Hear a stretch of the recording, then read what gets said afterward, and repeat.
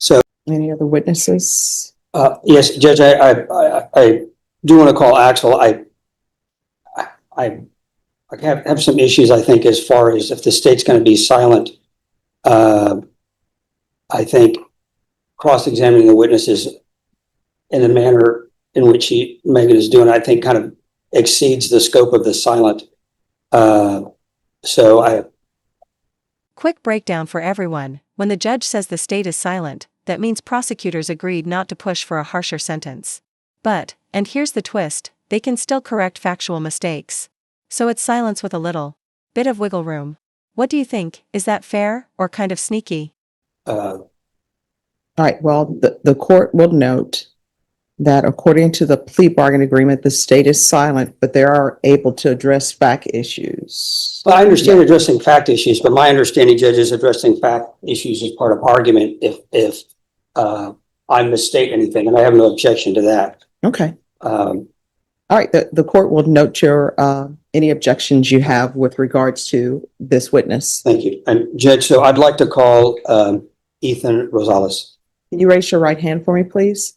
Do you solemnly swear or affirm the testimony you give will be the truth and nothing but the truth, so help you God? Yes, ma'am. All right, you can lower your hand, state your name for the record. Ethan Rosales? All right, defense, you may proceed. So Ethan, you and I reviewed the PSI, right? Yes, sir. And I guess over the course of my representation, we've discussed the incident in question, right? Yes, sir. Repeatedly. And we discussed the boys you were with that night, and obviously the path they went on in their life, right? Yes, sir. And they're either, I guess, going to end up in prison for life or on death row, depending on whatever election the state has made. And so that kind of tells you the people you were hanging out with, right? Yes, sir. And I know you expressed regret about what happened to the people at when you met with the probation officer.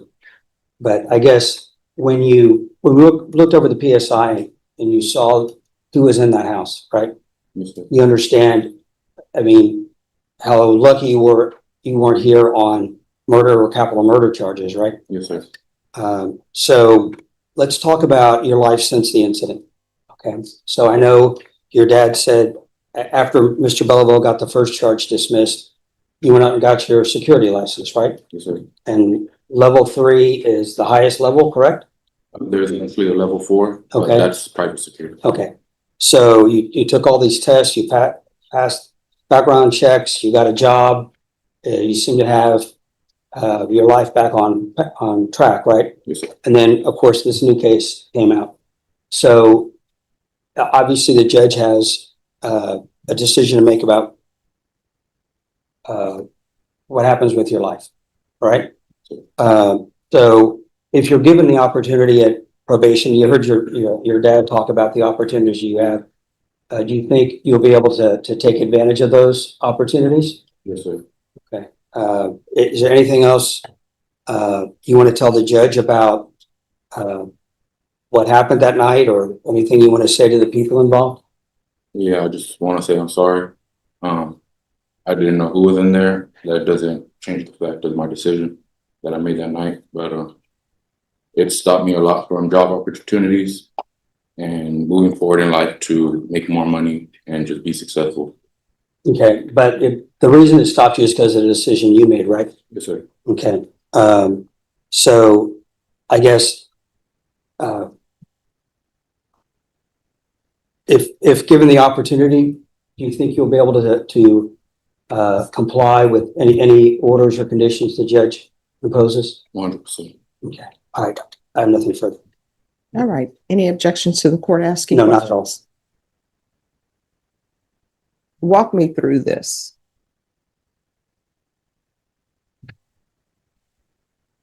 Friends come to you. Were they your friends?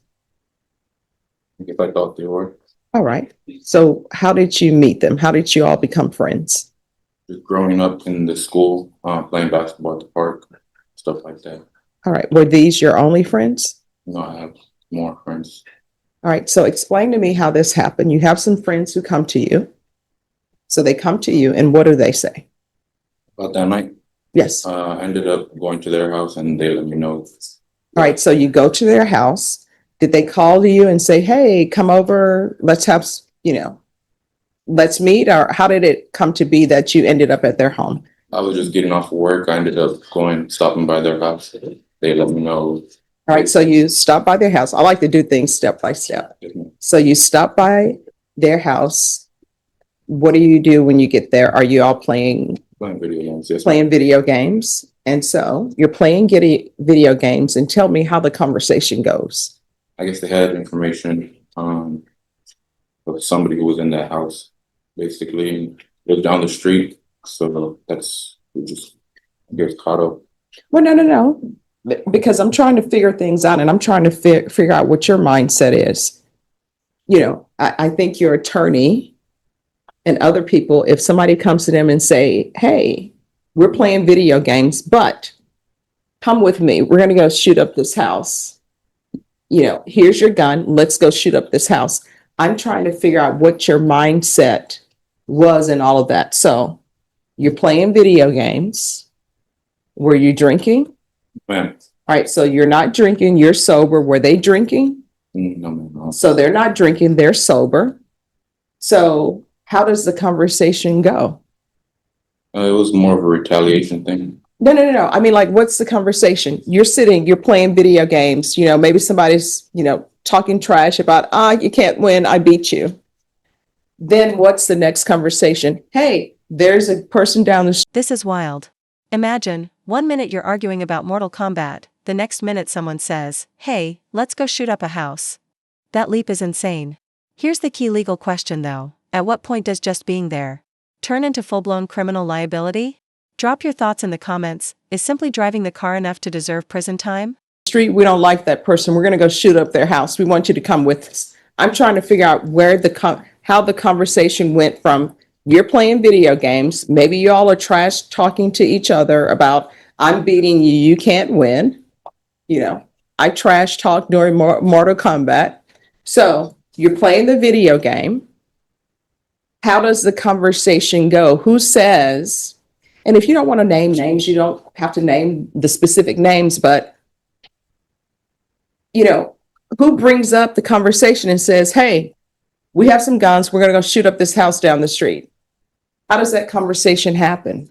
So I was at work. I got there. We were playing games. They let me know that they had information from. Who's they? So what she's at, what she's trying to get is specific of the conversation. Names. Yeah, who brought it up? I would say Chris. All right. So a conversation starts with Chris. Chris says, what? He had information from somebody else. I didn't ask who. Of whereabouts of somebody that he wanted to retaliate on. All right. So did he tell you why there was this want or need to retaliate against someone? Yes, they had shot him previously. Don't know the timeline. So he tells you, hey, look, somebody shot at me previously, and I've just received information that this person is at this house down the street. Is that how it went? Yes, ma'am. All right. So he tells you that. Then what's the next thing that's said?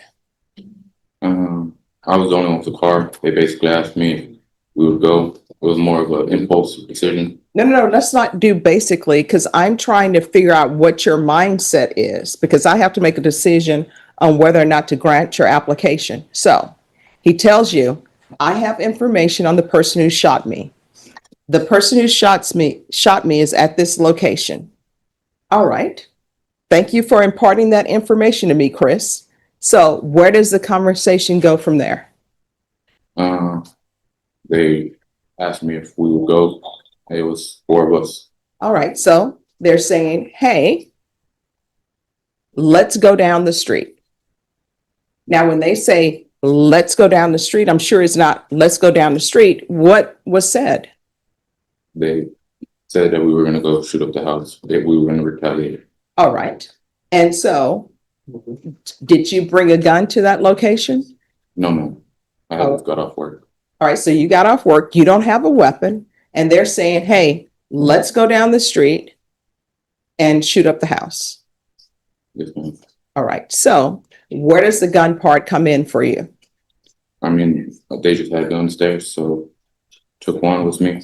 Well, did they say, hey, you take a gun? Or did you just say, all right, let's do this, and you grab a gun on your own? Yes, ma'am, I grabbed it. So you grab a gun, they grab their guns. And at no point in this do you say, you know who shot at you previously, let's call the police and let the police know that this person is down the street. Nobody says that. Mhm. No, ma'am. All right, so you get a gun that's been provided and you all get in the vehicle, Yes, ma'am. and are you driving? Yes, ma'am. So what happens next? We drove about 2 blocks down the street, and that's where the house was.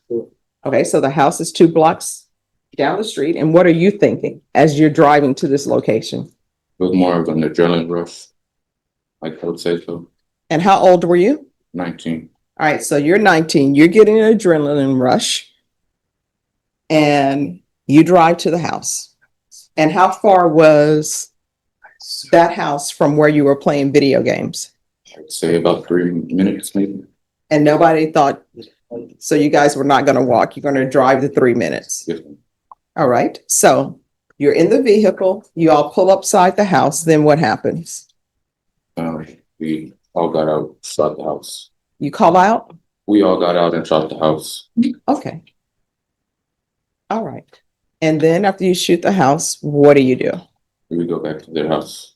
So you get back in the vehicle and you drive back to the home. Yes, ma'am. And does anybody say anything? No, ma'am, it just went back to, I guess, and games went back to normal. All right, so then you go back to playing video games. And at some point, did you leave that house to go home? Yes, ma'am. And did you talk to anybody? No, ma'am, I was pulled over. I can't remember the timeline, maybe an hour, 2 hours after. But yes, there was police in the area. I got pulled over. All right. Any further questions? No, Judge. I just have one factual relates to smooth thoughts. So I guess when you were pulled over, you didn't immediately stop, isn't that correct? Okay, you ended up in a crash, right? And you're saying that that firearm did not belong to you, you got it from the other people that you're hanging out with? Yes, ma'am, but I did take it with me. Okay, and it was located in your car, right? Or, and then you told police on that day that you threw it out because you didn't want to get caught with it, is that correct? Yes, ma'am. All right, defense. I think it's just argument, Judge. All right, the court will hear argument. So, Judge, obviously this is a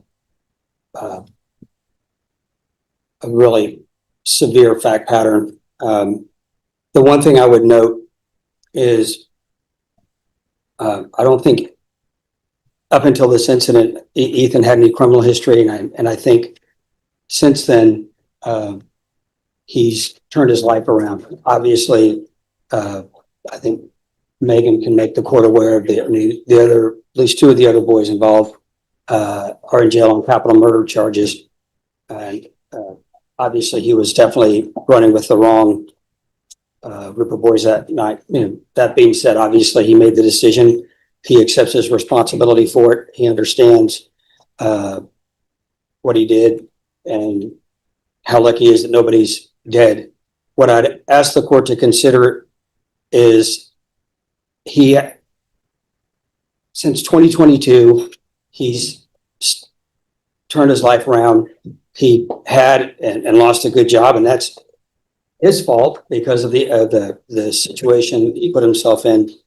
But I do think the court can look and see that over 3 years since this incident, he stayed out of trouble. He's, I think, on a good trajectory in life and has a lot of opportunities in front of him.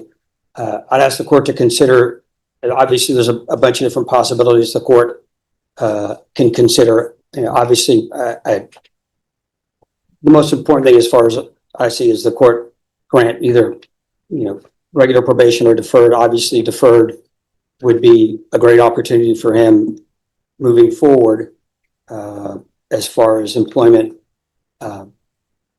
But what I'd ask the court to just consider some form of supervision, just to recognize that in spite of this horrible situation that he got involved in, he's really shown himself to be a different person than he was when he was 19 years old.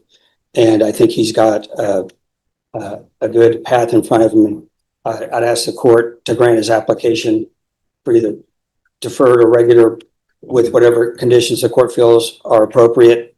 And I think he'll be able to do it successfully. I don't think the court will see him again. All right. This is a difficult case. And let me just tell you why it's a difficult case. It's a difficult case in that when you have children, people always say when you punish a child or give punishment to a child, it needs to be done immediately because otherwise they've done other things that shows that they've internalized what they've done wrong and they've made changes. So it's regretful that this case wasn't done sooner, and that's no fault through the prosecutors. And in this court, sometimes cases are not indicted. But here's my issue. When people get together in these groups and they decide to commit crimes together, sometimes if one person would have said, no, I'm not doing that. For example, it sounds to me like people were lazy. They didn't want to walk the 3 minutes. Probably if you would have said, yeah, I'm not going to drive. I'm not a part of this. Who knows? Maybe they wouldn't have done that day. I'm looking at the complainants too. Sometimes. Whoa, did you catch that? The judge just dropped the phrase, cost of doing business when talking about gangs and retaliation. Brutal but honest. And here's the kicker, despite Ethan turning his life around, probation is off the table. What do you think? Should past mistakes seal your fate, or should change count for more? Well, I'm just going to say it. Some things are the cost of doing business, right? If you sell drugs, you're probably going to go to prison. You may end up getting killed. Cost of doing business. If you're a gang member, you may end up getting shot and die. Cost of doing business. If you shoot up someone's home and they come back and shoot up your home, cost of doing business. That probably will happen. But we can't have people running around lawlessly. And that's my issue. So the young children in that house, they were not a part of the cost of doing business. And I see that there's some issue for restitution. And honestly, I don't want to give restitution to somebody who shoots at somebody else, and then somebody comes to their home to shoot up their home, and now you want restitution. That's sort of like the cost of doing business. I'll hear restitution amounts, but it's really the cost of doing business. And I don't think they should benefit from, as we learned in law school, they have dirty hands. So they should not be benefiting with restitution. So the state is offering a cap of 7 years. I just don't think this is a case that's appropriate for probation. Counsel, I'll consider, I'll retain jurisdiction. Okay. So, Can I speak to the cap? yes. Well, I appreciate the court retaining jurisdiction. So Judge, I'd ask the court to take into consideration that it's been 3 years since this incident, that he's not gotten any more trouble. He's maintained employment. And obviously, if he does well and the court grants him shock, then I think he'll still have a good future in front of him. I'd ask the court to assess sentence of 3 years TDC while retaining jurisdiction. All right. So the state was silent on his applications, but I don't think they were silent on the cap. Because I think that covers, I think silent is silent. I think it's entirely up to the court. I don't think if the state wanted to make argument, then they could have opposed. All right. Well, I will tell you this. According to the plea bargaining agreement, it says the state will make no recommendations to the application for deferred or community supervision. But state, if you have nothing to say with regards to the cap, the court will make its own decision based upon the stipulations, the PSI report, and defense's argument. I don't want to say it's implied in the plea bargain, but that's what I would be asking. All right. So this is what the court is going to do. There's going to be a $1,500 fine time and money run concurrent, the court will sentence you to 4 years in the prison, give you credit for any time served. And with regards to the restitution, and I'm serious about with regards to the restitution, you really need to come to court with the clean hands. You can't be a part of this life and then want restitution. But state, was there any restitution? Judge, they did give an amount to, riot officer, the homeowner. And that was $15,740.65, but it says that the out of pocket actual expenses were $6,980. All right, so here's the question for the court. Were there any receipts provided to defense counsel? No, Judge, and I guess if we get to a hearing on the motion to shock, I guess we can have a restitution hearing at that time. I mean, it sounds to me like they just provided an amount to Well, here's probation. my question. Were there any receipts? To my knowledge, no, and there were none attached to the PSN. All right. So the court doesn't have any receipts before it with regards to restitution. So, Judge, I guess barring that, I mean, I don't think the court can impose restitution based upon estimates or just generic statements from the complainants. So at this point in time, the court does not have any concrete evidence, not even Have a seat. preponderance of the evidence. Seat. The court doesn't even have a preponderance of the evidence for restitution. So at this time, the court is going to say there's $0 for restitution. Is there anything else with regards to sentencing? No, Judge. All right, did you review the document entitled Trial Court Certification of Defendant's Rights to Appeal with your attorney? Did you understand it and sign it? Yes, All right, because this is a plea bargain agreement, because I followed your plea bargain agreement, and because you waive your right to appeal, you do not have the court's permission to appeal. Because this is a felony conviction, you're not allowed to own or possess any weapons or ammunition. If you have a question over what a weapon or ammunition is, you'll need to speak to an attorney. Do you understand? All right, off the record. Here's the thing. If you strongly want the court to consider perhaps giving you shock probation, you had better show me something that you are doing while you are in custody at the prison. Do you understand? Okay. All right, good luck to I'll you. talk to you. There's any Okay. victim impact statement, you think? Is there a victim impact? Nope.